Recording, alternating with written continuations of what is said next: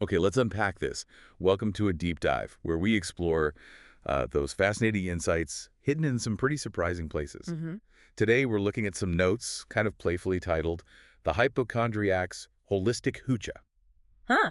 Quite a name. Right, and the tagline is just perfect because maybe you're not dying, just dehydrated. Love that. It captures the anxiety, doesn't it? Totally. So we're jumping into what these notes tell us about handling, common minor health stuff and maybe our anxieties around them. Basically, where fear meets first aid. Potentially right there in your kitchen pantry. Yeah. It's about finding that tricky balance, isn't it, between simple home care and knowing when something's genuinely serious. Exactly. Filtering practical tips through that lens of, well, health anxiety we all sometimes Oh, feel. sure. Okay, so let's start with something super common. Bee stings. The notes mention things like antihistamines. Right, which makes sense. Standard advice, really, for handling the body's reaction. Yeah, the allergic reaction part. But they also mention applying honey. Oh, interesting. Honey actually does have some documented wound healing properties, antibacterial too. So a simple remedy with some real basis. Seems like it, but what really stands out in the notes is this focus on vinegar versus baking soda. They frame it as an acid versus base showdown. Ah, right. You hear that sometimes, like one for bee stings, the other for wasps or something.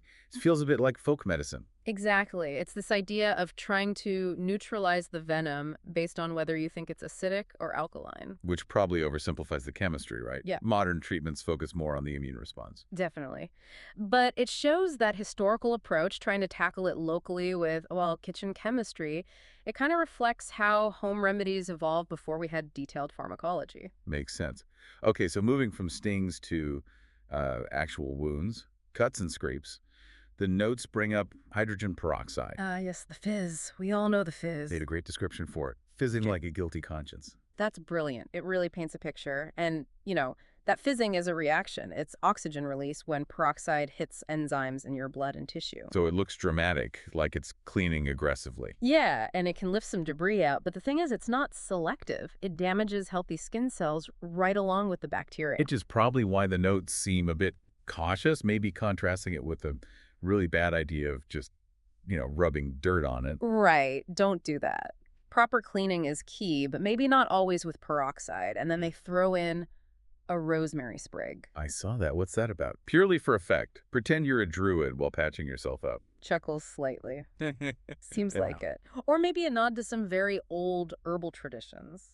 Definitely not standard antiseptic practice today. Just highlights the mix you find in these kinds of notes, doesn't it? Some useful stuff, some outdated, maybe some just plain whimsical. Absolutely. Yeah. Which brings us nicely to the real core of this, I think. Moving from the physical fixes to the mental side. Distinguishing worry from real issues. That whole hypochondria or healthy vigilance question. Because let's be honest, in the digital age, it's easy to spiral. The notes mention that classic scenario. Oh, I know this one. You're up at 3 a.m., phone screen glowing. Googling unusual toe pain. Yes.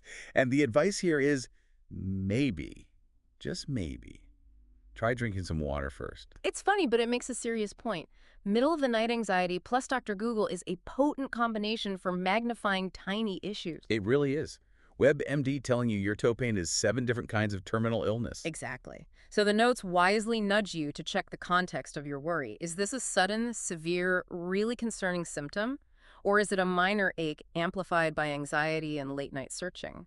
It's about finding that line, isn't it, between sensible self-awareness and just, well, freaking yourself out unnecessarily. The notes seem to warn against that endless online self-diagnosis. Because it often just creates more fear without giving you actual solutions.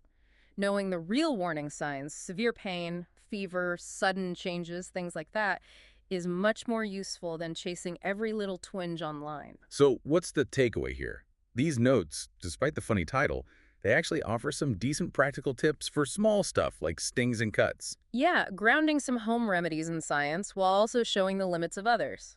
But maybe more importantly, they kind of push us to look at our own health anxiety, to learn to tell the difference between a minor thing needing simple care. And a symptom that genuinely needs a doctor's attention. It's about the wisdom in some old remedies, but also the pitfalls of too much self-treatment and online rabbit holes. Right. So until next time, stay safe, stay salty, and maybe step away from the keyboard before diagnosing that toe pain. Good advice. And perhaps here's the thought to leave you with.